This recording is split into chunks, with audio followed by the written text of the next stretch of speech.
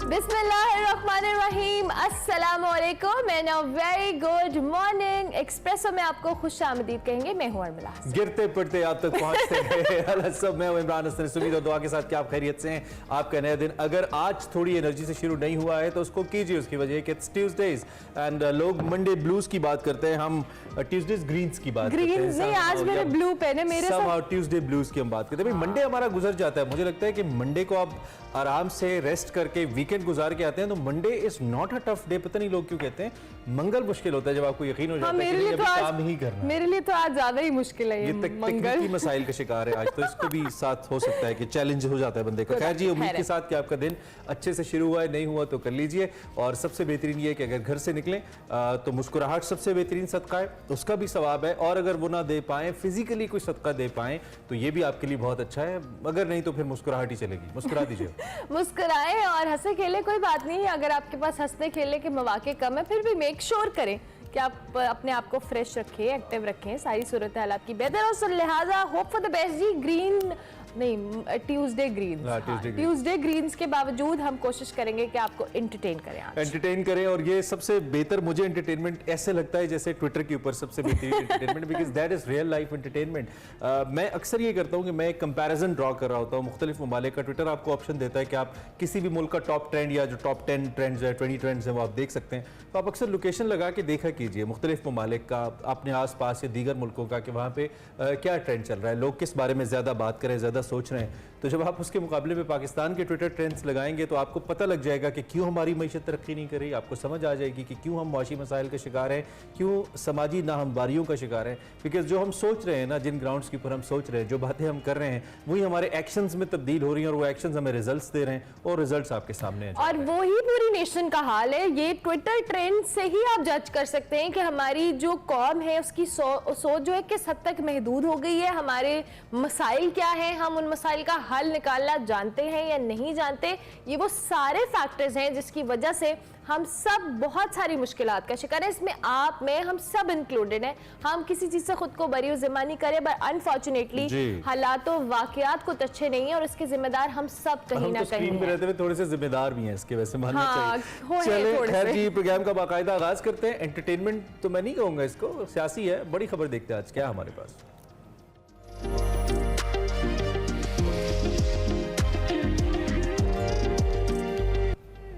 इसको हमने अगर एंटरटेनमेंट कह दिया ना तो एक बड़ी सियासी जमात नाराज हो जाएगी। वो कहेगी बहुत सारे और लोग भी नाराज हो सकते हैं, परेशान। वो हो जाएंगे ना। खैर, मुल्क भर में जी इस वक्त सियासत की क्या सूरत हाल है। इलेक्शन का बिगल तो नहीं बजा, मगर जो सियासी जमातें उनकी शॉपिंग अभी से शुरू हो गई है। अब ये शॉपिंग सियासी जमातों की जो है वो कपड़ों की नहीं होती है। ये शॉपिंग सियासी जमातों की, उम्मीदवारों की, इलेक्टेबल्स की होती है। So they shop, they go to the market and they see कौन सी प्रोडक्ट अच्छी चल रही है इस वक्त, तो उसको ले लो। हुकूमत की मुद्दत अगस्त में मुकम्मल हो रही है। इसके साथ साथ अक्टूबर या नवंबर में इलेक्शंस मुतवक्के हैं, मगर इतलात कुछ ऐसी भी हैं कि इलेक्शन शायद जनवरी और फरवरी तक भी जा सकते हैं, क्योंकि गुज़िश्ता रोज़ मौलाना फजलुर रहमान साहब जो कि पीडीएम के सरबराह हैं, उन्होंने बताया कि इलेक्शन का फैसला ये करने से पहले ये देखना होगा हमें कि मुल्क के जो अंदर सूरत हाल है, यहाँ जो नए हंगामे हैं, इनकी भीड़ मुल्क को चढ़ाना है या फिर मईशत को अपने पाँव पे खड़ा करना है, ये हमें पहले देखना होगा। मौलाना साहब ने ऐसा इंदिया दिया है। बिल्कुल। दूसरी जानिब अगर मईशत की बात करें तो फिर 2023 में इलेक्शन ना ही समझें। माजी करीब में तो मईशत ठीक होती नजर नहीं आ रही है।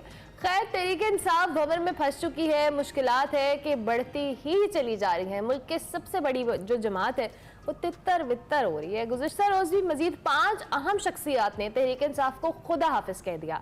पीटीआई की टूट फूट से मुल्क में एक सियासी खिचड़ी अब जो कहले पकती नजर आ रही है। तहरीक इंसाफ छोड़ने वाले मुख्तलिफ धड़ों में तकसीम भी नजर आ रही है। पीटीआई छोड़ने वाले नए आशियानों की तलाश में है। कोई जहांगीर तरीन की जानिब जाता है तो कोई अलीम खान को ज्वाइन कर रहा है, किसी ने काफ लीग को अपना मस्कन बना लिया तो किसी ने पीपल्स पार्टी में शमूलियत इख्तियार कर ली है। कोई फॉरवर्ड ब्लॉक बनाना चाह रहा है तो कोई डेमोक्रेट्स के धड़े से सियासी मंजरनामे में सामने आ रहा है। अगर हम जमीनी हकायक देखें तो इस वक्त नून लीग हुकूमती कारकर्दगी के बोझ में दबी हुई है और मौजूदा सूरत हाल से जो पीपल्स पार्टी है वो भरपूर फायदा उठा बिल्कुल। लेंगे। आसिफ अली जरदारी साहब अपनी सियासत करने में मसरूफ है, लाहौर में मौजूद हैं। हमने कल भी बात की थी, पीपल्स पार्टी एक बार फिर कौमी जमात के तौर पर सामने आने की कोशिश में मसरूफ है, क्योंकि पिछले कुछ अरसे में पंजाब सिंध के अलावा उनको कहीं कुछ खास मकबूलियत नहीं मिली थी in terms of their election support. Balochistan, Khyber Pakhtunkhwa, वस्ती पंजाब की बात करें, जनूबी पंजाब की बात करें, यहाँ पे एक अच्छा वोट बैंक था पीपल्स पार्टी का। अब यहाँ पे जो इलेक्टेबल्स हैं वंस अगेन वो पीपल्स पार्टी का झंडा उठाए हुए हैं और उठाना उन्होंने शुरू कर दिया। स्पीकर कौमी असम्बली राजा परवेज अशरफ साहब तो ये भी पेशगोई कर बैठे हैं कि आइंदा इलेक्शन बिलावल भुट्टो जरदारी के होंगे और वो मुल्क के वज़ीर आज़म होंगे। उधर सियासी दर्जा हरारत कम करने के लिए मुज़ाकरात की बातें भी जारी हैं। साबिक स्पीकर असद कैसर साहब ये कहते हैं कि तहरीक इंसाफ के साथ संजीदा डायलॉग किए जा सकते हैं, तहरीक इंसाफ तैयार है, मगर हुकूमत ने दो टोक अल्फाज में अब ये बताया है कि हुन नहीं, हुन नहीं, हुन ना ही समझो। 9 मई के वाकयात पे माफी नहीं मांगेंगे। बातचीत के हवाले से उन्होंने कहा कि ये सवाल ही पैदा नहीं होता, ये हुकूमत का मौक़िफ़ है। और अगर अब तहरीक इंसाफ के हवाले से भी बात करो कि डायलॉग के बगैर इलेक्शन मुमकिन कैसे होंगे, ये तो वक्त ही बताएगा। दूसरी जानिब निगरान हुकूमत बनती है, इलेक्शन की तारीख पर इत्तफाक होता है, इंतखाबी इस्लाहात हैं, क्या इस सारे प्रोसेस से तहरीक इंसाफ को बाहर रखा जाएगा? गुज़िश्ता रोज भी सुप्रीम कोर्ट ने भी पंजाब इलेक्शन कमीशन केस में ये उम्मीद जाहिर की है कि सियासी इशू मुज़ाकरात और इत्तफाक राय से ही बेहतर अंदाज में हल हो सकते हैं। इसी सारी सूरत हाल पे बात करते हैं। हमारे साथ सीनियर तज्जियाकार शौकत पराचो साहब मौजूद है। बहुत शुक्रिया शौकत साहब कि आपने मॉर्निंग हमें ज्वाइन किया। मौजूदा सियासी सूरत हाल के हवाले से तो आप हमसे बेहतर भी जानते हैं और ऑब्वियसली हम सबके सामने भी है। ये जो इलेक्शंस का मामला है और जो सफबंदी शुरू हुई है, नए धड़े सामने आ रहे हैं, डेमोक्रेट्स हों, जहांगीर तरीन हो, अलीम खान हो, नई पार्टीज के हवाले से भी बातें हो रही हैं। लोगों को भी जो कह ले उनके साथ जो खरीदो फरोख्त की हम बात कर रहे थे, वो भी एक सिलसिला आपको पता है इलेक्शन से पहले शुरू हो जाता है। सो हाउ डू यू सी, और इस सारे प्रोसेस में जो तहरीक इंसाफ बिल्कुल हमें आउट नजर आ रही है, इसको भी आप किस तरह से देखते हैं? बहुत शुक्रिया अरमला हसन साहिबा, आपने इतने सारे सवालात रख दिए मेरे सामने। ये तो सारा दिन जो है वो एक एक सवाल पे लग सकता है। आउट कर दिया हमने शौकत भाई, क्योंकि इतनी कॉम्प्लेक्सिटी है सिनेरियो में, और कॉम्प्लेक्सिटी बड़ी सादा वजूहात की बिना पर है। नंबर 1 कि मौजूदा हुकूमत जो इस वक्त यकीनन नून लीग की हुकूमत कह सकते हैं, बाकी तो इत्तेहादी हैं, 10 अप्रैल 2022 से पहले वाली जितनी नाकिस हुकूमती कारकर्दगी थी, जितनी बैड गवर्नेंस थी, जितने मसाइल जो अभी नजर आ रहे हैं, जब मुख्तलिफ लोग छोड़ के जा रहे हैं पीटीआई और वो बता रहे हैं, तो वो तो 10 अप्रैल के बाद 2022 10 अप्रैल के बाद इस हुकूमत के कंधे पे आ पड़ी।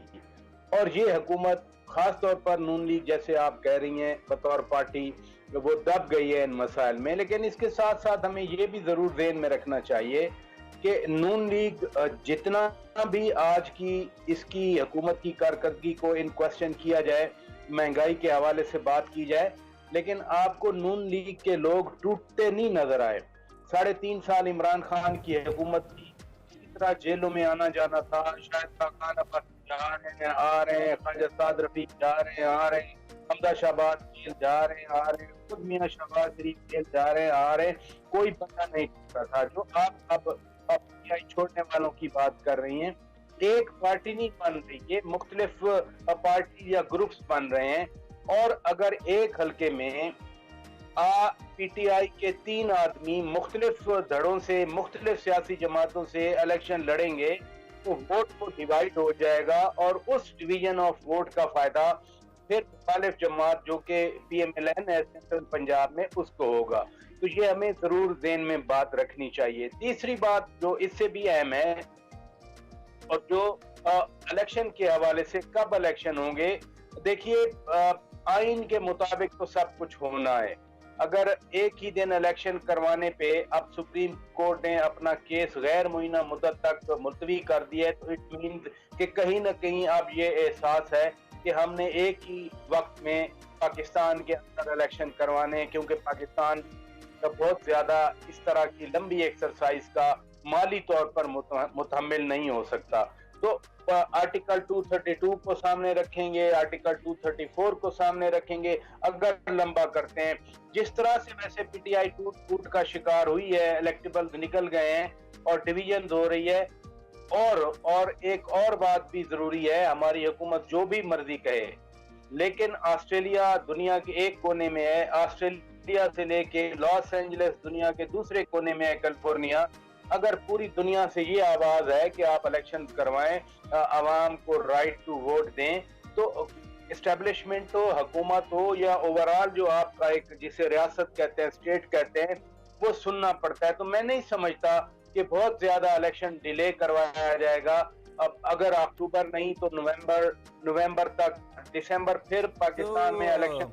राजा साहब, ये जो एक रेसिपी के अंदर इंग्रेडिएंट्स होते हैं to become the prime minister, Bilawal साहब में पूरे बन जाएंगे वज़ीर आज़म?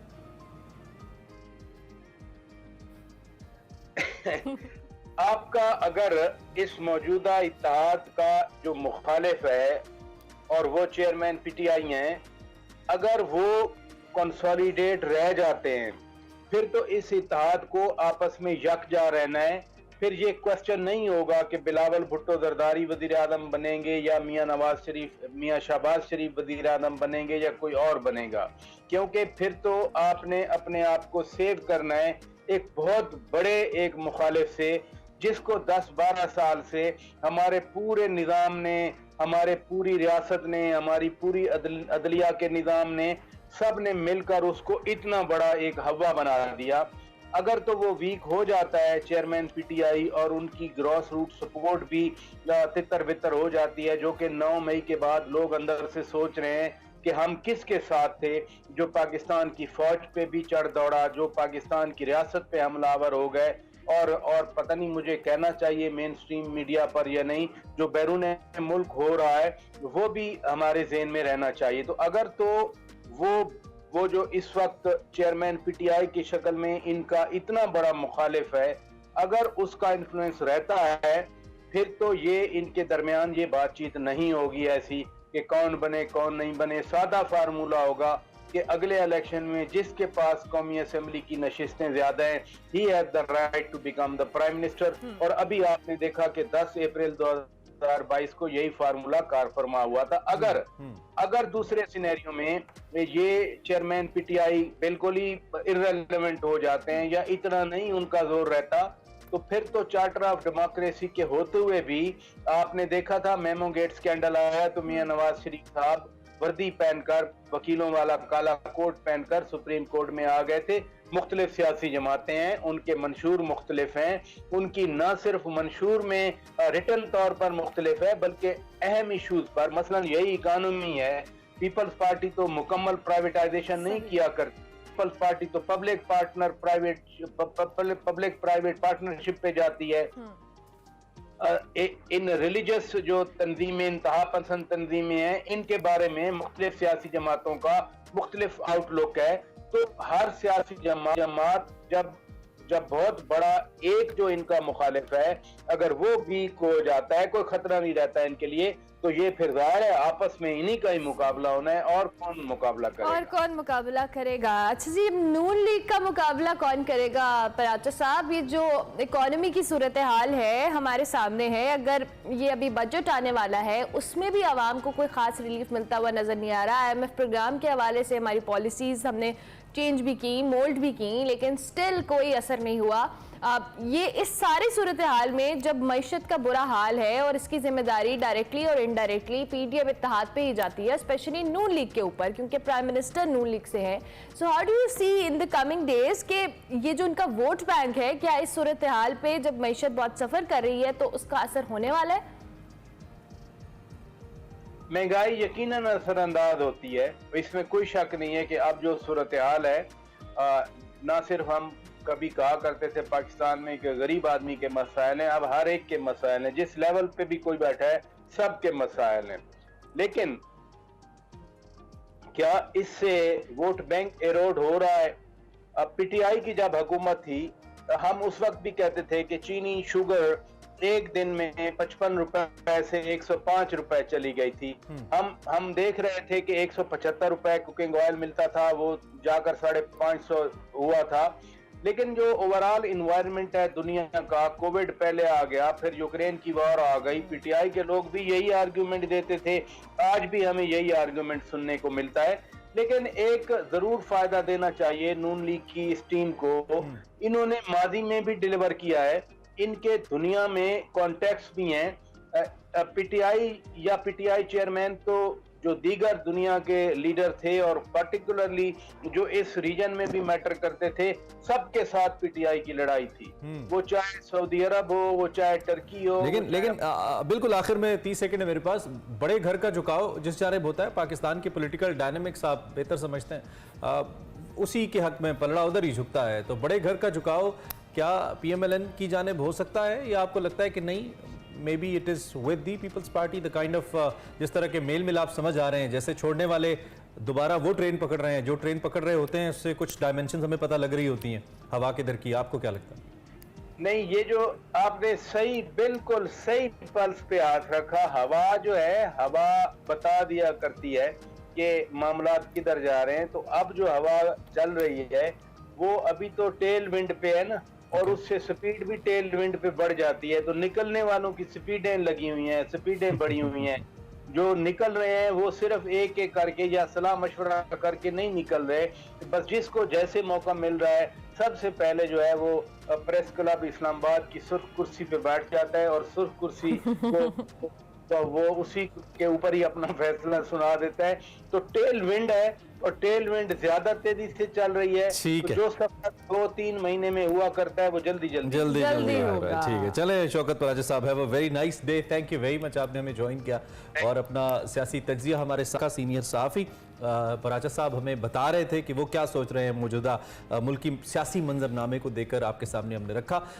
इससे पहले कि हम ब्रेक लें, चेयरमैन बिलावल भुट्टो जरदारी साहब पाकिस्तान पीपल्स पार्टी के चेयरमैन और वज़ीर ख़ारिजा भी हैं, उन्होंने कराची की मेयर के लिए बैरिस्टर मुर्तज़ा वहाब और हैदराबाद के लिए काशिफ शोरो के नामों का ऐलान कर दिया है। पीपल्स पार्टी सिंध के सदर सेनेटर निसार खोड़ो ने न्यूज़ कॉन्फ्रेंस की और इसमें मेयर कराची के लिए barrister Murtaza Wahab, deputy mayor के लिए सलमान अब्दुल्ला मुराद और मेयर हैदराबाद के लिए काशिफ शोरो को नामजद करने का बाकायदा ऐलान किया। और मुर्तज़ा वहाब ने मेयर कराची नामजद होने के बाद अपने वीडियो बयान में जो जिम्मेदारियां हैं वो भरपूर तरीके से अदा करने का अज़्म भी जाहिर किया। मेयर कराची और डिप्टी मेयर के इलेक्शन 15 जून को होने हैं। मेयर का इलेक्शन शो ऑफ हैंड्स के जरिए किया जाता है। बिलावल भुट्टो जरदारी ने अपने ट्वीट में पीपल्स पार्टी के तमाम नामजद जो चेयरमैन हैं, डिप्टी चेयरमैन हैं, उनको ये हिदायत की है कि आवाम ने जो एतमाद उन पर किया है उस पर पूरा उतरने का वक्त आ गया है, आवाम की फलाह के लिए काम करें। और इसके साथ साथ उन्होंने मैंडेट के लिए कराची और हैदराबाद की आवाम का शुक्रिया भी अदा किया। इस पर क्या डेवलपमेंट होती है आपको और आवाम को शुक्रिया का मौका मिलता है या नहीं, इस पे भी हम आपको बताएंगे। ब्रेक लेते हैं, ब्रेक के बाद वापस आते हैं। Welcome back to Expresso. Break के बाद वापस आ गए जनाब, और अभी चूंकि बड़ी मज़ेदार सूरत हाल है, हम यहाँ सेट पे बैठे हैं और वकार अहमद मलिक कहीं घूम फिर रहे हैं और वो कहाँ घूम फिर रहे हैं तो क्या उनसे जान लेते हैं। तुम्हें अंगड़ाइयाँ सूझी और हम बेजार बैठे हैं, कुछ ऐसा है ना? वकार भाई कहाँ पहुंचे हैं, कहाँ फिर रहे हैं? I hope you can hear us. बहुत शुक्रिया इमरान, बहुत शुक्रिया हरमिला। आपने सुबह नाश्ता किया होगा और कितने मज़े से आप अपने स्टूडियो में चले गए और हम यहाँ जंगलों बियाबानों में धक्के खा रहे हैं। इमरान मेरी कैफियत को बहुत अच्छी तरह समझ सकते हैं, हरमिला मेरी कैफियत से बहुत अच्छी तरह हसद कर सकती हैं। और खैर एनीवे, मैं इस वक्त हूँ ससी में। ससी से आगे गाँव है शटूट, और यहाँ पे एक बहुत ही कमाल आबशार है हमारे, जहाँ पे हमने नाइट स्टे किया था उसके बिल्कुल बैक साइड पे ये बहुत ही खूबसूरत आबशार है। और 2016 में मुस्तनसर हुसैन ताड़ साहब के साथ यहाँ आए थे और यहीं से हमने फिर हरामोश का सफ़र स्टार्ट किया था, और वो जो उनको भी इस आबशार ने बहुत फैसिनेट किया था। बहुत ही कमाल आबशार है, सड़क से नज़र नहीं आती और जनरली लोग गुजर जाते हैं। सड़क से थोड़ा सा हटके से मुराद ये है कि ओचल है, एक कर्व है और फिर दरख्त हैं, तो उसकी वजह से ऐसी शानदार जो आबशार है वो नज़र नहीं आ पाती। ये जहाँ पे इतना शोर है पानी का कि इस वक्त जो है ये मैंने माइक भी छुपा के, क्योंकि बहुत ज़्यादा नॉइज़ है, बहुत ज़्यादा शोर है पानी का, और बहुत ही खूबसूरत हवा चल रही है। एक फुहार है जो कि आती है और सुबह का टाइम है, बहुत ही कमाल मंजर। पहले तो ये जिस किस्म के धक्के आप खा रहे हैं ना, ये धक्के खाने के लिए हम बहुत अरसे से तरस रहे हैं। हमें भी चाहिए धक्के। प्लान नहीं कर पा रहे ये हम धक्के इतने अच्छे मौसम में और आबशारों में। खैर, एक तो ये बताइए जो शटूट के बारे में आप बता रहे हैं वकार भाई, ये एग्जैक्टली कहाँ पे, और ये जो कुराक्रम हाईवे है इससे जब स्कर्दू रोड के ऊपर आते हैं तो ये कितने फासले के ऊपर आता है? थोड़ी सी हमें इसकी वो क्या कहना चाहिए, लोकेशन समझाइए। शटूट जो है ये तकरीबन 25 किलोमीटर, जब आप कराक्रम हाईवे छोड़ते हैं और स्कर्दू रोड पे आते हैं तो सिर्फ 25 किलोमीटर की दूरी पर है। सस्सी गांव आता है और उससे 4 किलोमीटर आगे है। यहीं पे इकबाल हरामोशी एक बड़ा कमाल किरदार है, वो यहीं होते हैं। और उसके अलावा आप यहाँ पे आबशार देख सकते हैं, और सबसे जो कमाल चीज़ है वो यहाँ पे व्यू है हरामोश की चोटी का। हरामोश जो है वो पाकिस्तान की बुलंद तरीन चोटियों में से उसका शुमार होता है, और बहुत ही कमाल उसका जो व्यू है बहुत कमाल है। और जो सबसे खूबसूरत तरीन सड़क पे खड़े होकर किसी भी 7000 को देखना है तो वो इस पे ये जो जगह है शटूट, इसका कोई सानी नहीं है। और स्कर्दू रोड जो है वो आपको पता है कि वैसे ही बड़ी कमाल है, बड़ी जबरदस्त लग रही है। आपने स्कर्दू रोड के हवाले से बात की तो किसी जमाने में कहा जाता था बड़ी खतरनाक थी, लेकिन इसके बाद इसकी तामीरें न हुई, तो अब कैसी है ये रोड? स्कर्दू रोड बेसिकली तो ख्वाब होता था हमेशा से, और आज भी होता है पूरी दुनिया के जो टूरिस्ट हैं कि वो स्कर्दू रोड पे सफ़र करें। दो तरह की चीज़ें होती हैं स्कर्दू रोड पे, एक तो नेचर है जो कि हर जगह बोल रही है, लेकिन इसके अलावा जो कमाल चीज़ है वो थ्रिल है। स्कर्दू रोड अपने थ्रिल के हवाले से बहुत शोहरत रखती थी। जहाँ तक आपका सवाल है कि अभी इस वक्त स्कर्दू रोड की क्या सूरत हाल है, तो वो बिल्कुल ऐसे है जिस तरह कराक्रम हाईवे है, कारपेटेड है, बहुत ही कमाल रोड है। और यकीनन जब यहाँ पे रोड कमाल बनती है तो जो टूरिस्ट आता है वो ख्याल नहीं रखता। माउंटेन्स का जो ड्राइविंग है उसकी अपनी एक तरीक़ाकार होता है जिसको वो फरामोश करते हैं, जिसकी वजह से बहुत ज़्यादा हादसे जो हैं वो यहाँ होते हैं। ड्राइविंग जो है वो एहतियात से करनी चाहिए। और इसके अलावा जहाँ तक रोड का मामला है तो स्कर्दू रोड इज़ अमेजिंग। वो जो पुराना एक थ्रिल और बहुत ही एक मुश्किल था, वो थ्रिल तो अभी भी कायम है। यकीनन स्कर्दू रोड है, एक बहुत ही नैरो हो जाते हैं दोनों तरफ से पहाड़, और उसके अंदर आप सफ़र करते हैं और आपको बिल्कुल ऐसे लगता है जैसे आप किसी चट्टानी दुनिया के अंदर कैद होके रह गए हैं, और इस कैद से आपको रिहाई जो है वो स्कर्दू जाके मिलती है। और लेकिन ये कैद जो है ये खूबसूरत तरीन कैदों में से एक इसको कहा जा सकता है, क्योंकि इस कैद में आबशारे भी हैं, इसमें मुख्तलिफ बागात भी हैं, बहुत ही खूबसूरत दरिया के किनारे भी हैं, और कुछ शाराना सा मेरा मिजाज मूड हो गया बार। बहुत ही अच्छे साहिल हैं, और इसके अलावा जो माउंटेन्स की अपना एक हद-ओ-ख़ाल है, तो और फिर मकामी लोग हैं, उनकी खूबसूरत बातें हैं। ये तमाम चीज़ें जो हैं वो स्कर्दू रोड को खूबसूरत तरीन सड़क बनाती हैं पाकिस्तान का। और अभी हालिया जो सड़क की जो तामीर नौ हुई है उसके बाद तो ये सड़क जो है ये बिल्कुल सफ़र के लिए तो बहुत ही कमाल है। तो स्कर्दू रोड बिल्कुल जिसको कहते हैं कि अपने जो हैरत का सामान है उसके साथ, और जो एक कंफर्टेबल है सफ़र उसके साथ, इस वक्त पाकिस्तान की एक one of the top tourist destination होनी चाहिए। बखुदा दिल कर गया जाने को, जिस तरह से आपने इसका नक्शा खींचा है ना, क्या कमाल। अल्लाह करे आपका रोड ट्रिप सेफ रहे, और आई होप कि आप अपने एयरपोर्ट्स के साथ हैं, बाइक के ऊपर आप म्यूजिक साथ सुन रहे हैं इन जगहों पे, दे डिजर्व। तो have a very nice and safe trip. Waqar भाई हमें स्कर्दू रोड से बराह रास्त अपडेट कर रहे थे। मेरे ख्याल में टूरिज्म को लेकर इतनी अच्छी अपडेट्स आप तक कोई नहीं पहुंचाता। ब्रेक लेते हैं।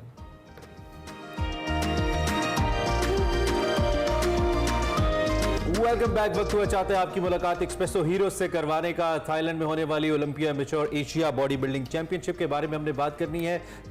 इसके हवाले से आपको बताएं तो यहाँ पे पाकिस्तानी तनसाज छाए हुए हैं जी, छा जाते हैं। 3 रोज़ा ये चैंपियनशिप थी, इसमें पाकिस्तान ने 33 कैटेगरीज में 20 मेडल्स अपने नाम किए। इनमें से एक तनसाज खिजर भट्ट हैं जो हमारे साथ मौजूद हैं, इन्होंने सीनियर बॉडी बिल्डिंग में गोल्ड और क्लासिक फिजिक में सिल्वर मेडल अपने नाम किया। और दूसरे तनसाज रमीज इब्राहिम है जिनको कम उम्र तरीन पाकिस्तानी इंटरनेशनल जज बनने का एजाज़ हासिल हुआ। ये दोनों शख्सियात हमारे साथ मौजूद हैं, और इस पर लाइफ टाइम अचीवमेंट अवार्ड भी रमीज के हिस्से में आया। सो इससे ज़्यादा खुशी की बात नहीं हो सकती कि ये दोनों, और मैं अक्सर कहता हूँ जुमला आज रिपीट करूँ, ऐसा हो नहीं सकता कोई पाकिस्तानी कहीं पाकिस्तान का नाम रोशन करे और हम उसे एक्सप्रेसो में बुलाए ना। ये दोनों हमारे साथ मौजूद हैं। आप दोनों शख्सियात को बहुत वेलकम है। खिजर एंड रमीज, आप कैसे हैं? खिजर आप कैसे हैं?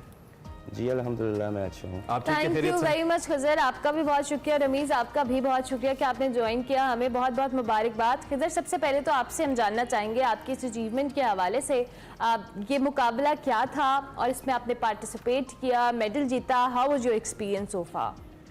सबसे पहले तो मैं आपके चैनल का शुक्रगुजार हूँ, आपने मुझे यहाँ पे इनवाइट किया, thank you so much. Welcome. उसके बाद ये कंपटीशन ये थाईलैंड में हुआ, मिस्टर एशिया का ये कंपटीशन था और ये कंपटीशन के अंदर 9 से 10 कैटेगरीज थी। इसका टाइटल था मिस्टर एशिया। यस, ठीक है। इसका टाइटल का नेम था Olympia amateur Asia. Okay. Okay, ठीक है, तो 2 कैटेगरीज़ के अंदर मैंने पार्टिसिपेट किया है, जो कि एक senior body building and classic physique, और दोनों में मैंने एक में गोल्ड मेडल और एक में सिल्वर मेडल हासिल किया है। वाह। और इसमें आया गोल्ड बॉडी बिल्डिंग में। बॉडी बिल्डिंग में। जी, तो अल्हम्दुलिल्लाह I am very satisfied about this and मेरी ये टीम है NBBUI, जिन्होंने मुझे सिलेक्ट किया, जिन्होंने मुझे अपॉर्चुनिटी दी वहाँ पे परफॉर्म करने की, और इनका मैं बहुत ज़्यादा शुक्रगुजार हूँ। रमीज़ भाई का इसके अंदर बहुत ज़्यादा किरदार है मुझे यहाँ से सिलेक्ट करने का। मुझे इन्होंने मोटिवेट किया, मैं बहुत ज़्यादा डर था कि पता नहीं मैं वहाँ पे परफॉर्म कर पाऊँगा कि नहीं। इन्होंने मुझे गुर सिखाए, क्योंकि इनका खुद इससे पहले कि एक्सपीरियंस है। रमीज़ भाई से बात करें, जरा ये हमें अपनी ये ट्रॉफी आपकी, हमें थोड़ा सा अपने मेडल और ट्रॉफी के बारे में भी बता दें, फिर हम भाई से जरा डिटेल में बात करते हैं। ये मुझे ट्रॉफी मिली थी, मैंने फर्स्ट पोजीशन ली थी, उसकी ये ट्रॉफी है, और ये मेडल है। एक मेडल मेरा बॉडी बिल्डिंग का है बहुत जबरदस्त है। और एक मेरा ये क्लासिक फिजिक का है। क्या बात है, जबरदस्त जबरदस्त। रमीज़ भी हमारे साथ मौजूद हैं और रमीज़ को बहुत यंग एज के अंदर इंटरनेशनल पाकिस्तानी जज होने का एजाज़ भी हासिल हुआ है और रमीज़ ने लाइफ टाइम अचीवमेंट अवार्ड भी हासिल किया है। Rameez, tell us about your experience. जैसे भी खजर भी कह रहे थे कि इनको भी गुर सिखाने में आपका बड़ा इंपॉर्टेंट रोल है, तो अपने एक्सपीरियंस के हवाले से भी बताएं इस कंपटीशन को लेके। जी अस्सलाम वालेकुम। एक्चुअली रिसेंटली इन दिसंबर मैं वर्ल्ड चैंपियन हुआ, फर्स्ट पाकिस्तानी का जो प्रो कार्ड विन करके आया था, और 3 गोल्ड मेडल पाकिस्तान के नाम किए थे वर्ल्ड चैंपियनशिप में। तो जाहिर है जब मैं वर्ल्ड चैंपियनशिप में एक बड़ी अचीवमेंट लेके पाकिस्तान आया था, तो वहाँ से मुझे ईमेल आया कि इस बार आप एज अ जज नॉमिनेट करेंगे, और क्योंकि मैं एज ऑफिशियल जा रहा था, एशिया लेवल था, तो जब मैंने टीम का सिलेक्शन किया मुझको ये जिम्मेदारी आई कि यार आपने टीम लेके जानी। तो मेरे जो बाकी ऑफिशियल हैं, जैसे general secretary NBBUI Pakistan Imran भाई और शहजाद भट्ट साहब, ज़ाहिर हुसैन बॉबी अफाक, इन लोगों से कन्वर्सेशन की और एक अच्छी टीम बनाई, और एक ऐसी टीम बनाई कि जिसके साथ हम दिन रात इन्वॉल्व रहे, उनको टेक्निक्स और टैक्टिक्स में बताता रहा। जो मुझे इंटरनेशनल एक्सपीरियंस रहा है पिछले कई सालों का, वो मैंने प्लेयर से शेयर किया, और हर प्लेयर को उस कैटेगरी में सेट किया जहाँ वो मेडल निकाल सके। 33 में मैक्सिमम मेडल निकालने की कोशिश की और वो कोशिश कामयाब हुई। और सबसे फख्र की बात ये थी कि मैं 32 ईयर्स ओल्ड की एज में पाकिस्तान का यंगेस्ट जज बना। फिर मुझे लाइफ टाइम अचीवमेंट अवार्ड मिला, जो मेरी कोशिश और काविश कई सालों से जो इस फील्ड में मेरी कुर्बानियां हैं, एक्टिविटीज हैं, रमीज़ भाई ज्यादा मेडल्स उठाने थे, आप तो सारे ही उठा के ले आए। सारे नहीं उठाने थे, आप तो सारे ही ले आए माशाल्लाह। ऐसा नहीं है, देखें 33 कैटेगरीज हैं, जिसमें से हमने मेन जो है 14 मेडल उठाए हैं। तो जो ऊपर है फिर आ जाते हैं बाकी के, आप समझ लें कि जो। अच्छा सर, ये बताइए रमीज़ इब्राहिम भाई कि आप कैसा क्राइटेरिया क्या है आपका? पाकिस्तान में तनसाजी बॉडी बिल्डिंग तो हर मोहल्ले, हर कोने, हर गली में, हर जिम के अंदर हो रही है और लोग करें, लेकिन ओबियसली प्रोफेशनली इसको करने में फ़र्क है। तो आपका क्राइटेरिया क्या है? एक बॉडी बिल्डर लड़का कब उसको ये करना चाहिए कि वो प्रोफेशनल ग्राउंड्स के ऊपर परफॉर्म कर सकता है, पार्टिसिपेट कर सकता है? क्राइटेरिया बताइए हमें। देखिए, इसका क्राइटेरिया जो है ना, पहले बड़ा डिफिकल्ट होता था, क्योंकि पहले जो बॉडी बिल्डिंग के इंटरनेशनल इवेंट्स होते थे ना, उसमें सिर्फ 2 कैटेगरीज होती थी, एक हैवी वेट, एक लाइट वेट। ठीक है, तो जब आप इन कैटेगरीज के अंदर इन्वॉल्व हो जाते थे, आप देखते थे कि यार हैवी वेट है, लाइट वेट है, बस 2 तरह के लड़के लेने। अभी क्या है, इंटरनेशनल प्लेटफॉर्म पे 33 कैटेगरीज हैं, जिसमें जूनियर हैं, सीनियर हैं, सब जूनियर है, लाइट वेट है, हैवी वेट है, मैन फिजिक है, क्लासिक फिजिक है, जीन्स फिजिक है, बीच फिजिक्स है। तो इतनी मॉडल, फैशन मॉडल आ गया है, तो इतनी सारी कैटेगरीज आ गई, तो उसके हिसाब से हमें सिलेक्शन करनी होती है जो इवेंट होने जा रहा है। अब जितनी कैटेगरीज है, हमारी कोशिश ये होती है कि हमारा प्लेयर पूरे पाकिस्तान से हो और हर कैटेगरी का बेस्ट प्लेयर हो, तो हम हर कैटेगरी बेस्ट प्लेयर को पिक करते हैं और फिर उस हिसाब से उसको परफॉर्म। ओके ठीक हो गया, ठीक हो गया। खिज़र भी चूंकि हमारे साथ मौजूद है, खिज़र ने मेडल्स जीते हैं, ट्रॉफी जीती है। Khizar, tell us about your journey. Obviously जैसे अभी रमीज़ इब्राहिम बता रहे थे कि ये एक बड़ा डिफरेंट क्राइटेरिया होता है, और इमरान ने भी मेंशन किया कि मुख्तलिफ जगहों पे गली मोहल्लों में जिम्स के अंदर लड़के बॉडी बिल्डिंग की जानिब आते हैं और हर एक को शौक होता है, लेकिन इसको प्रोफेशनली करने में बहुत फ़र्क होता है। आपने कब अपने इस करियर में रियलाइज़ किया कि अब आप इसको प्रोफेशनली लेके आगे चल सकते हैं, और इंटरनेशनल भी आप चूँकि आप परफॉर्म करके आए हैं? जी, सबसे पहले तो मैंने 2013 में बॉडी बिल्डिंग स्टार्ट की थी। मेरे तो ज़हन गुमान में भी नहीं था कि इसको मैं प्रोफेशनली कंटिन्यू करूँगा। मैंने जस्ट एज अ नॉर्मल जो गली के जो लौंडे होते हैं बॉडी बनाने के लिए जाते हैं, तो उसी सिलसिले में मैं गया था जिम के, बस थोड़ी बहुत मेरे पैक्स बन जाएँ या मेरे थोड़े बहुत मसल्स बन जाएँ, मैं इसी में खुश हो जाऊँगा। तो 2015 में जीसी यूनिवर्सिटी के अंदर मेरे एक दोस्त ने मुझे बताया था कि ट्रायल्स हो रहे हैं बॉडी बिल्डिंग की, उसके अंदर सिलेक्शन हो रही है, स्पोर्ट्स बेस पे वो सिलेक्शन कर रहे हैं। तो उसने कहा कि तू जिम तो करता है यार, तू साथ इधर अप्लाई करके देख ले। तो तब मेरा ज़हन बना, तब मैंने थोड़ी सी डाइट वगैरह की और कंपटीशन वाली प्रिपरेशन की। तो फिर वहाँ पे मैं सिलेक्ट भी हुआ जीसी यूनिवर्सिटी में। उधर मैंने 3 साल वहाँ पे मैंने कोई स्टडी मॉनेटरी की। बेनिफिट भी हुआ है? पैसे भी मिले हैं इसके?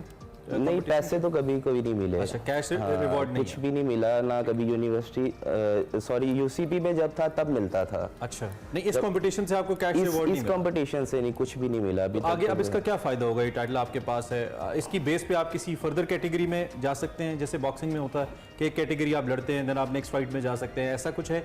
अब मैं बेसिकली ये एमेच्योर कंपटीशन था, ये खेलने से मुझे ये फ़ायदा होगा कि मैं आगे प्रोफेशनली खेल सकता हूँ। प्रोफेशनल लेवल पे एक अलग कैटेगरी होती है, उसके अंदर आप IFBB में भी आप खेल सकते हो, जो सबसे टॉप की फेडरेशन है, उसके अंदर आप क्वालिफाई कर सकते हो। उसका जो फ़ायदा है इसका ये है कि मेरा यहाँ पे जिम है, वो उसके अंदर मुझे काफ़ी बेनिफिट ठीक होंगे। है। टाइम मेरे पास बहुत कम है। रवि साहब, आप चूँकि सीनियर आदमी है, जज भी है माशाल्लाह, आपके आगे क्या प्लान्स हैं जी? और थोड़ा सा हमारे इस खेल को लेकर हमारा फ्यूचर क्या हो सकता है, इसमें कितनी बेहतरी आ सकती है, कैसे हेल्पफुल हो सकता है, ज़रा यंगस्टर्स के लिए कुछ आप अगर कहना चाहें इन दी एंड। देखिए, इसके लिए सबसे पहली बात तो ये एक हेल्दी एक्टिविटी है, ठीक है। और international events without dope test होते नहीं है, तो डोप टेस्ट के साथ प्रॉपर वे में चले जा रहे हैं। तो मेरी तो ये हो कि प्राइवेट, मुझे पता है कि हम गवर्नमेंट का जिक्र ना ही करें तो अच्छा है, क्योंकि प्राइवेट तो वो स्पीड की तरफ आए, क्योंकि हमारे पास बहुत टैलेंट है, बेहद टैलेंट है। आपने देख ही लिया, हम 11 के करीब एथलीट लेके गए और उन्होंने 20 मेडल पाकिस्तान के नाम किए, ठीक है। स्ट्रेटेजी हम ऑफिसर्स हैं, हमें पता है कि कैसे इनको एनरोल करना है और क्या करना है, वो ठीक है अपनी जगह है। लेकिन इस वक्त पूरे पाकिस्तान में बॉडी बिल्डिंग के हवाले से, फिटनेस के हवाले से इतना टैलेंट है कि बस इनको इनकरेज करने की ज़रूरत है और मुख्तलिफ प्राइवेट सेक्टर्स को आगे आने की ज़रूरत है, ताकि इनको ओन किया जाए और बेहतर तौर पे मुख्तलिफ कंपटीशन में पार्टिसिपेट कर सके। रमीज़ साहब, आपका भी बहुत और खिज़र बट हमारे साथ मौजूद थे। खिज़र, आपका भी बहुत शुक्रिया। एक वो तो हो जाए सिग्नेचर कैसे करते हुए। ओह यस, क्या बात है, जबरदस्त। थैंक यू वेरी मच, बहुत शुक्रिया आप लोगों का। ब्रेक लेते हैं, ब्रेक के बाद वापस फिर आते हैं जी।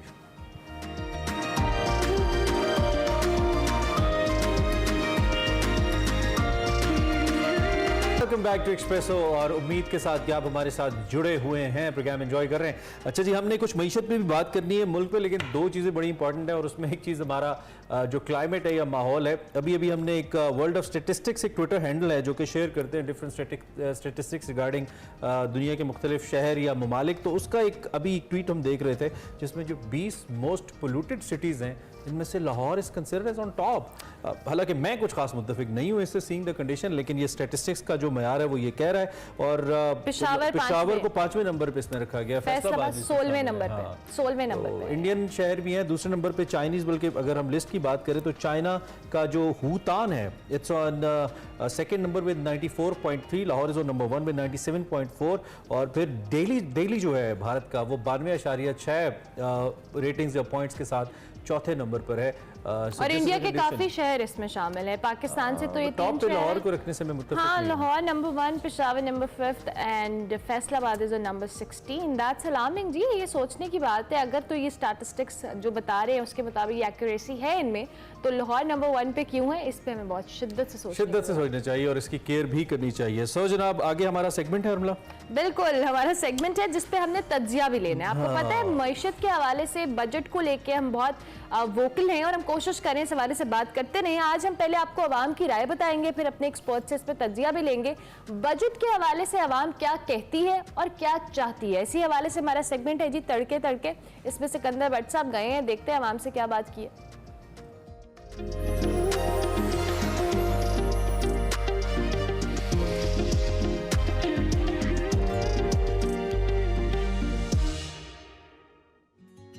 अस्सलाम वालेकुम। एक्सप्रेसो तड़के तड़के में मैं हूं सिकंदर भट्ट। तड़के तड़के ब्रेकिंग न्यूज़ ये है कि मिनिस्ट्री ऑफ फाइनेंस ने बजट की प्रपोजल कच्ची पेंसिल के साथ लिखना शुरू कर दी हैं। किस मद में कितनी रकम खर्च की जाएगी, इस चीज़ की कैलकुलेशन और हिसाब किताब जारी हैं। बजट कैसा होता है ये तो बजट आने के बाद ही बता सकेंगे, लेकिन अवाम इस आने वाले बजट के बारे में ज़हनी तौर पर क्या तवक्कुआत पैदा करके बैठी हैं, जानते हैं अवाम की जुबानी। मेरे साथ रहिएगा।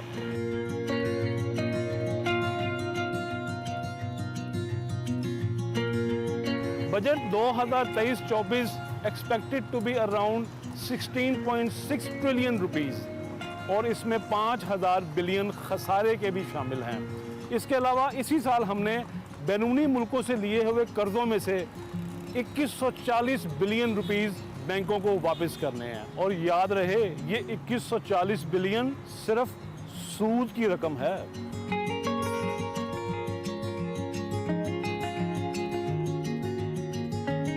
जो भी महंगाई कर रहे हैं वो हमसे ही वसूल कर रहे हैं। दिन ब दिन हम तो बहुत ही तंग आए हैं, बहुत ज़्यादा। दोनों पार्टियों को हम दोनों आपस में लड़ रहे हैं, हम लोग पिस रहे हैं, हमारे बहुत ज़्यादा नुकसान है। क्या करें बताएं। आपको क्या तवक्कुआत है कि क्या ये कुछ भी नहीं होना, ऐसे ही चलना, लड़ाई झगड़े चलने। कोई भी कुछ होता है, बिजली बढ़ा देते हैं, फिर 2 रुपये बिजली बढ़ा दी है। हर हफ्ते जाओ रेट बढ़े होते हैं, हर चीज़ में रेट।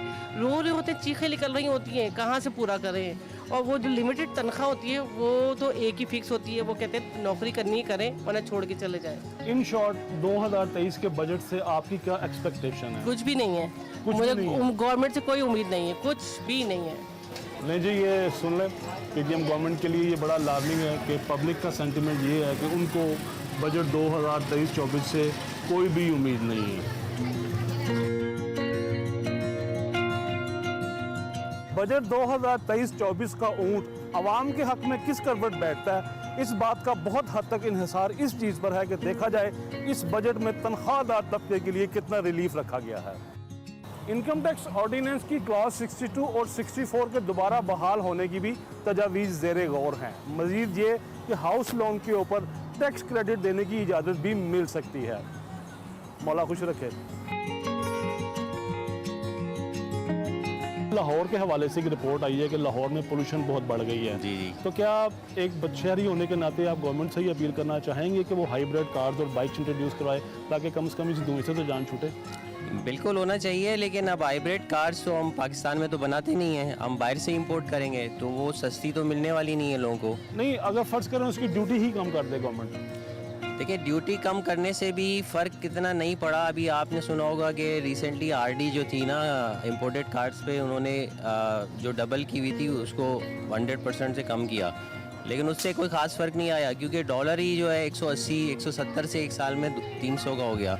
मुआवजा के बिल बढ़ते जा रहे हैं, अब गैस भी महंगी हो गई है। सोलर एनर्जी सिस्टम को इंट्रोड्यूस कराने के लिए गवर्नमेंट को पब्लिक को सपोर्ट नहीं करना चाहिए कि सस्ते या इंस्टॉलमेंट पे या कोई स्कीम इंट्रोड्यूस कराई जाए कि जिसके तहत पब्लिक जो है वो सोलर सिस्टम अपने घर पे लगाकर बिजली हासिल कर सके। देखिए, स्टेट बैंक ने कुछ स्कीम्स रखी हुई है जिससे आप कंसेशनल रेट पे सोलर सिस्टम ले सकते हैं, लेकिन वो अभी तक इतना ज़्यादा जो है ना वो पब्लिक में मतलब वो आम नहीं हुआ। इन शॉर्ट बजट 2023-24 क्या पब्लिक के हक में होगा? देखिए, अगर ये पॉलिटिकल बजट देंगे तो वो हक में होगा, लेकिन वो मुल्क के हक में फिर शायद ना हो।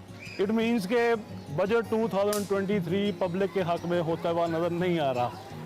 बहुत मुश्किल है। अगर पब्लिक के हक में फैसला करेंगे तो फिर वो, मैं वही बता रहा हूँ कि वो सस्टेनेबल नहीं होगा ना। आपने आगे तो फिर IMF के पास ही जाना है ना, उन्होंने फिर वही मतलब टैक्सेस हमें लगवाने एक बैंकर या एक ब्यूरोक्रेट से या एक वजीर खजाना या मिनिस्टर से बेहतर है हमें एक जादूगर की ज़रूरत है कि जो इस चीज़ में सारा कुछ कर ले। बिल्कुल, अब जादूगर और दुआएं ही काम आ सकती हैं जो हालात। लो जी, बात तय हो गई है। महीना है जून का, खजाना है करून का। आवाम के हाथ च बजट आ जाए, काम में जादूगर हमून का।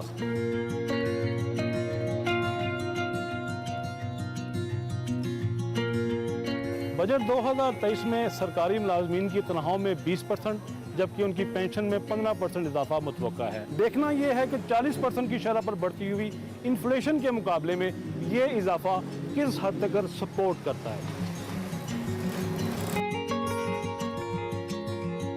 बजट 2023-24 की तैयारी है, गवर्नमेंट तैयार कर रही है, इस टाइम चीज़ें फाइनलाइज हो रही हैं। जी। आप बहैसियत पाकिस्तानी क्या एक्सपेक्टेशन रखते हैं कि बजट किस तरह का होगा?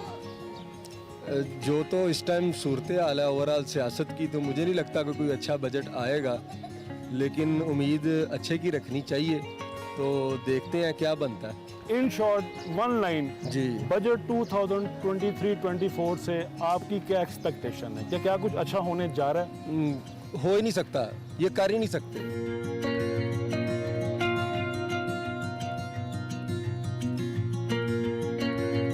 बजट 2023 में IT और IT से रिलेटेड सर्विसेज को टैक्स फ्री करने के बारे में गौर किया जा रहा है। गवर्नमेंट का मानना है ऐसा करने से भारी मिकदार में ज़र मुबादला इकट्ठा हो सकता है। अच्छी पॉलिसी है, गुड लक।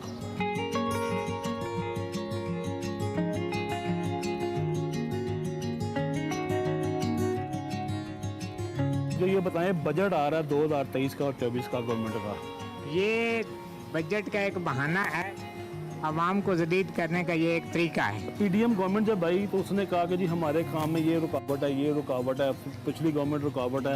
अब तो उनकी सारी रुकावटें भी साफ हो गई। ये अब भी वो अच्छा बजट नहीं दे सकेंगे। मुझे इस चीज़ की समझ नहीं आई। मैं सियासत के साथ बहुत दिलचस्पी रखता हूँ, बहुत ज़्यादा गहराई तक देखता हूँ।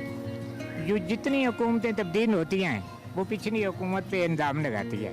अगर मैं बेबस ना होता, मेरी टांगें मजबूत होती, तो मैं किसी स्टेज पे होता। मैं रिटायर्ड टीचर हूँ, तो मेरी ये रिक्वेस्ट है इन लोगों से, खुदा के लिए ये आवाम को जलील करना छोड़ दें। अवाम इस वक्त पिस चुकी है। मुझे 3 बार उठाया गया यहाँ से, 3 बार गिरफ्तार किया गया। यार को गिरफ्तार किया है? मुझे गिरफ्तार किया है। 2 बार मार्केट वालों ने बचा लिया, दूसरी बार वो ले गए मुझे। वजह आप माजूर हो, आप इधर क्यों बैठे हो? आखिर मेरे साथ भी पेड़ लगा हुआ है, मैंने भी खाना खाना है। क्या ख्याल है? इनको इतना खौफ नहीं आया। जो मस्कीन आदमी होते हैं ना, जो नादार होते हैं, उनकी आवाज़ आसमान से टकराती है, लेकिन फिर भी ये बात नहीं आ रहा है। अब तो हम तो माजूर हैं, हमारी अगर मदद नहीं कर सकते हैं, हमें जलील न करें। खुदा के लिए बैठ के अपने मामलात हल करें। अगर माजूरों को आप वजीफा देते तो माजूर फर्श पे ना नजर आते। आप जितने मुल्कों में देखो, सब माजूर को मदद करते हैं, गिरफ्तार नहीं करते। नहीं जी, प्रोफेसर साहब की बातों में बहुत जान है। कपड़े बेचकर महंगाई ख़त्म करने वाले हुक्मरानों से इल्तमास है कि कुछ थोड़ा सा हल्के खुदा पे रहम करें।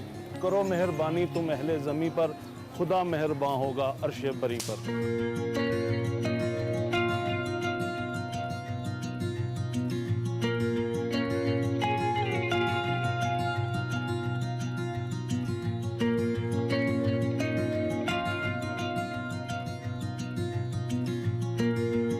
तो ये था आज का प्री बजट तड़के तड़के, जिसमें हमने बजट 2023 के आने से पहले अवाम की तवक्कुआत का जायज़ा लिया। किस्सा मुख्तसर, अवाम को PDM गवर्नमेंट से तवक्कुआत हैं भी और कईयों को नहीं भी हैं। बाकी असल फैसला तो बजट आने के बाद ही होगा। चंद चढ़ेगा तो कुल आलम देख लेगा। मुझे दीजिए इजाज़त, अल्लाह हाफिज़।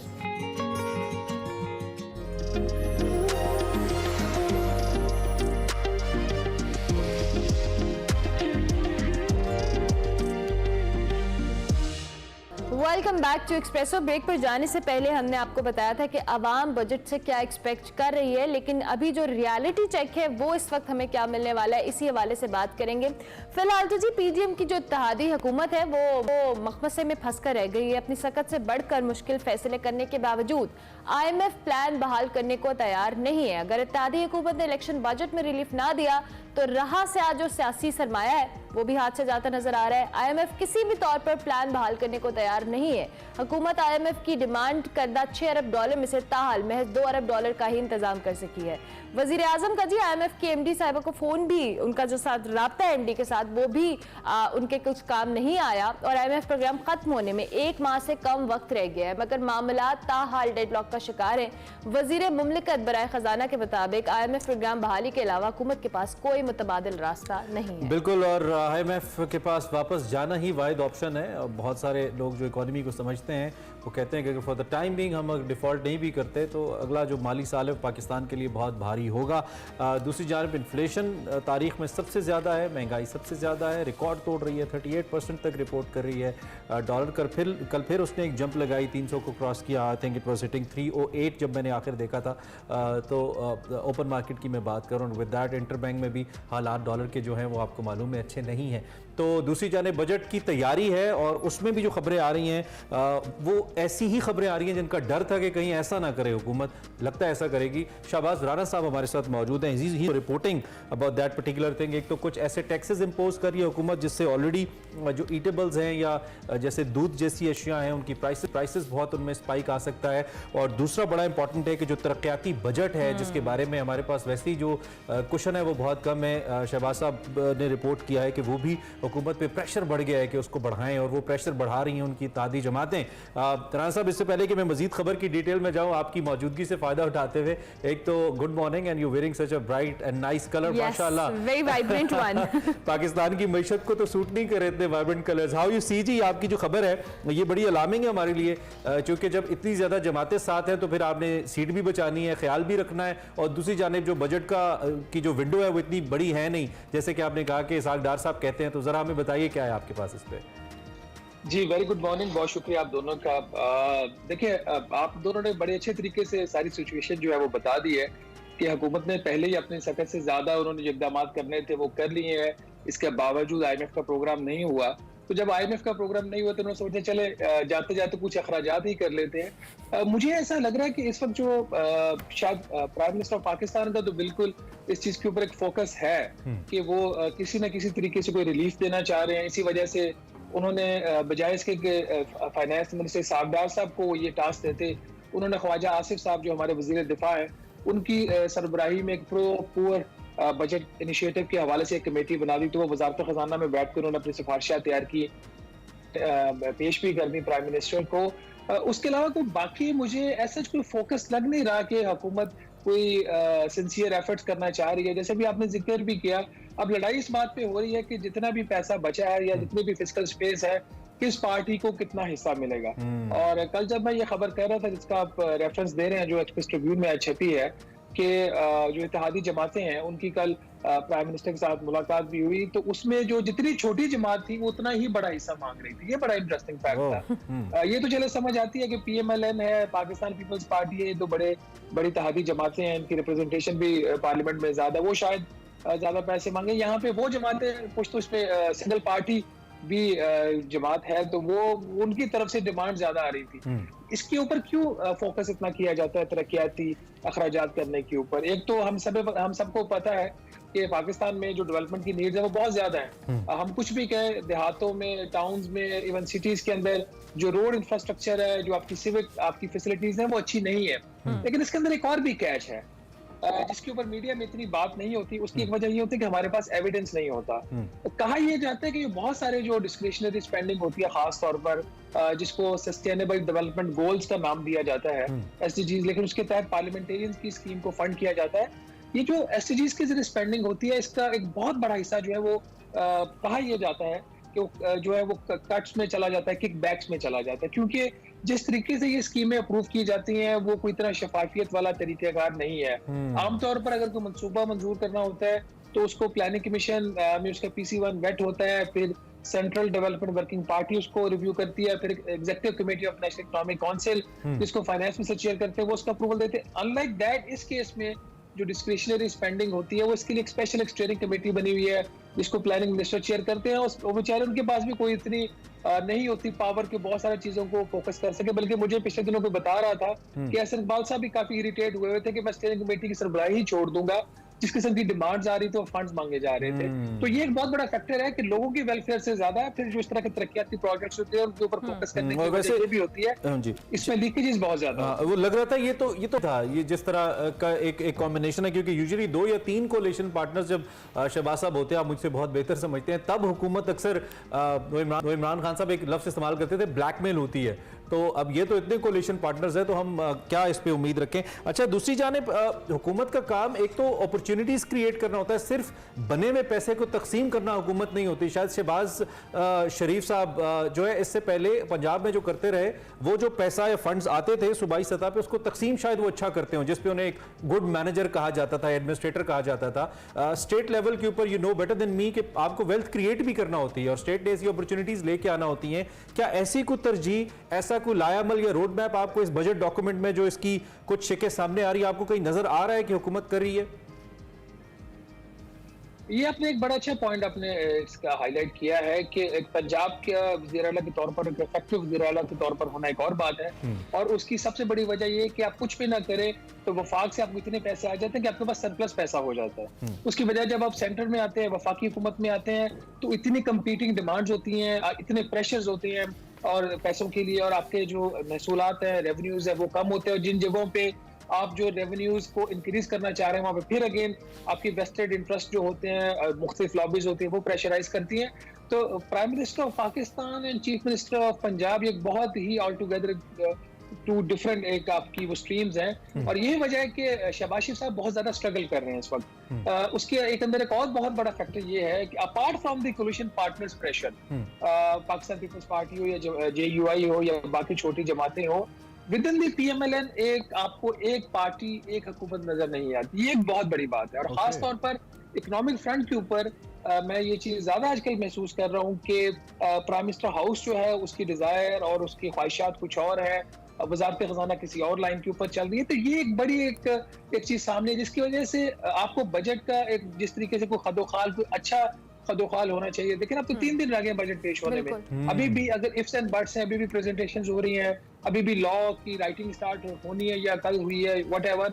तो इससे नजर ये आ रहा है कि जिस किस्म की इस वक्त हुकूमत है, जिस किस्म के इस वक्त सियासी हालात हैं, जिस किस्म के इस वक्त अंदरूनी आपके सिक्योरिटी के मसाइल हैं, उसी किस्म का आपका बजट भी आने जा रहा है। और जो लग ऐसे रहा है कि जो ओवरऑल जो पाकिस्तान की नीड्स है, इकोनॉमिक नीड्स, जिसमें हम दिवालिया होने पर बड़ी तेजी से पेशरफ्त कर रहे हैं, और हमें जनरली IMF का प्रोग्राम चाहिए। तो ये बजट शायद उन तवक्कुआत के ऊपर, उन गाइडलाइंस के ऊपर ये बजट पूरा ना हो।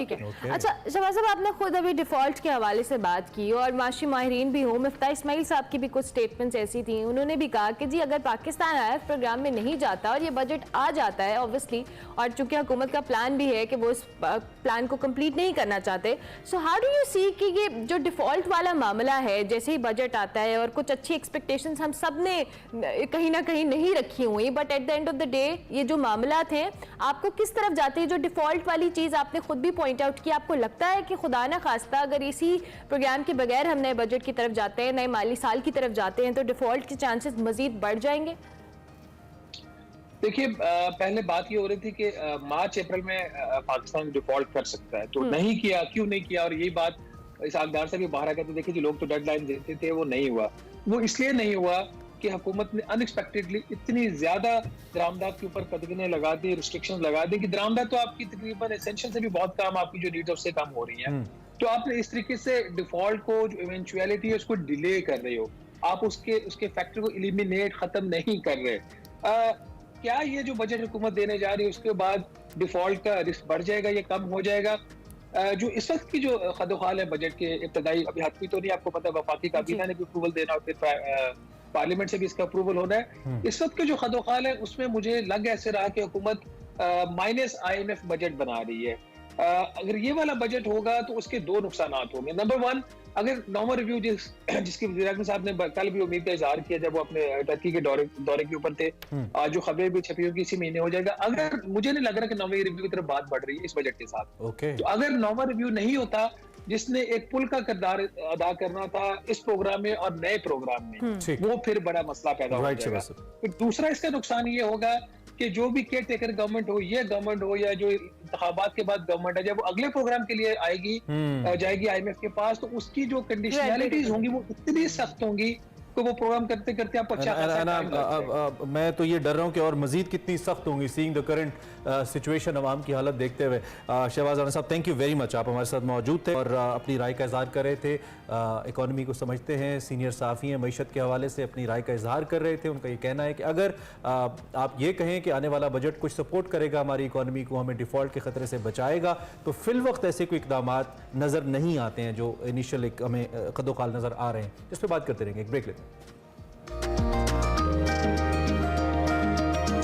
Welcome back to Expresso. Break के बाद वापस आ गए और अब आपकी मुलाकात हम एक छोटे से बाहिम्मत बच्चे से करवाने वाले हैं। ये सोशल मीडिया पे बहुत एक्टिव है, इनको नन्ना सहाफ़ी कहा जाए तो गलत नहीं होगा। अवैस शहजाद से आपकी मुलाकात आज हम कराएंगे जो गुज़िश्ता 5 साल से ब्लड कैंसर का मुकाबला कर रहे हैं। और अवैस का कहना है कि इलाज के दौरान कई बार उनकी तबीयत भी ख़राब हुई, लेकिन उन्होंने हिम्मत नहीं हारी। तकलीफ बहुत ज़्यादा थी, मगर वो कहते थे कि मैं खुश रहता था। अगर रोता तो वालिदैन को परेशानी होती, और वालिदैन की परेशानी को ना बचाने के लिए उनको इससे तो वो खुश रहते थे। और कैंसर के इलाज के दौरान आपको पता है कीमो के दौरान सर के बाल भी जाते हैं, नाखून तक उनके चले गए, लेकिन उन्होंने कभी हिम्मत नहीं हारी। और इसके अलावा जो अवैस शहजाद हैं मुक़द्दस मकामात की ज़ियारत भी कर चुके हैं, सऊदी अरब भी जा चुके हैं।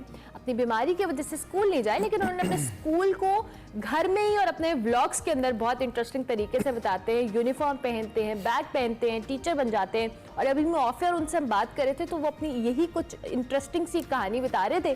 सो अवैस शहजाद हमारे साथ मौजूद हैं, उनसे हम बात करते हैं। Full of life Awais Shahzad हमारे साथ मौजूद हैं, the journalist. Oh my God, Awais क्या हाल है? अल्हम्दुलिल्लाह, अल्लाह का शुक्र है। बड़ी जबरदस्त आपकी प्रोफाइल है, CV तो बड़ा तगड़ा है। You can find a job in any of news channels. Try कर रहे हैं आप? न्यूज़ चैनल तो ट्राई कर रहे हैं क्योंकि लोग इंटरव्यू लेने आ जाते, तो इसका मतलब डायरेक्ट सेलिब्रिटी स्टेटस हो गया आपका, जॉब करनी नहीं है। चलें, तो सबसे पहले हमें उन बैड डेज के बारे में बताइए। टफ डेज कह लेते हैं, चलें, जो आपने गुजारे, माशाल्लाह बड़े ज़बरदस्त तरीके से गुजारे। कैसा था ये तजर्बा? कैसा अब फील होता है जब उस फेज से आप गुजर के आए हो? वैसे जी, मेरे बाल झड़ गए थे कीमो के दौरान। जब कीमो लगती थी तो मेरे बाल झड़ गए थे, मेरे नाखून चले गए, मेरे हाथ पैरों के नाखून चले गए, मेरे आईब्रो चली गई। तो इतना होता था, फिर भी मैंने अपने हौसले बुलंद रखे, मैंने हिम्मत नहीं हारी।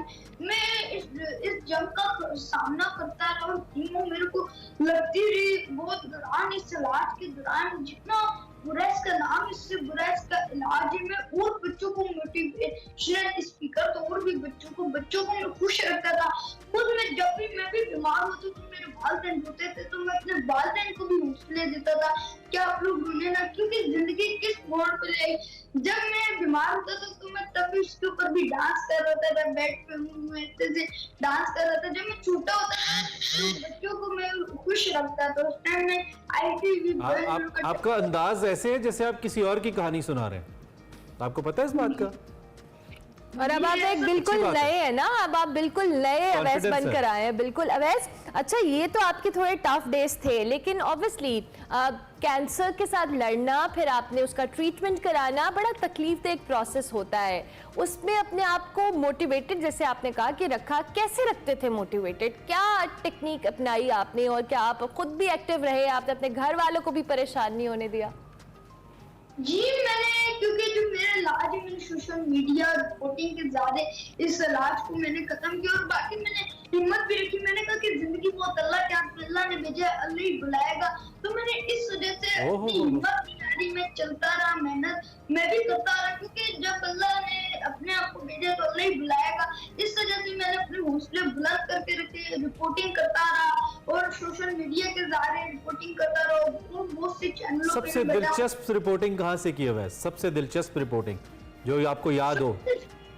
सबसे दिलचस्प रिपोर्टिंग सारों की, क्योंकि सारे मेरे लिए बराबर है, जिन्होंने मुझे चैनलों पे बैठने का मौका दिया, जिन्होंने नहीं, किस लोकेशन से, किस जगह से? जैसे आप बीच व्यू से भी रिपोर्टिंग कर रहे हो, आप बच्चों के पार्क से भी रिपोर्टिंग कर रहे हो, सबसे अच्छा कहाँ से रिपोर्टिंग करना लगा आपको?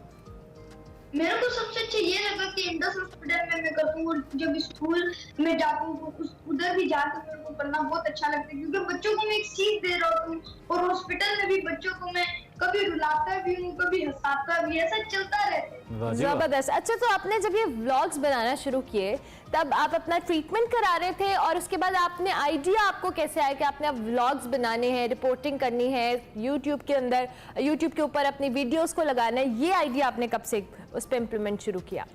जब मैं छोटा सा होता था तो मैं अपने पापा के साथ। आप अभी भी बहुत छोटे हैं वैस, आप अभी भी बहुत कहें जब मैं इससे भी छोटा होता था।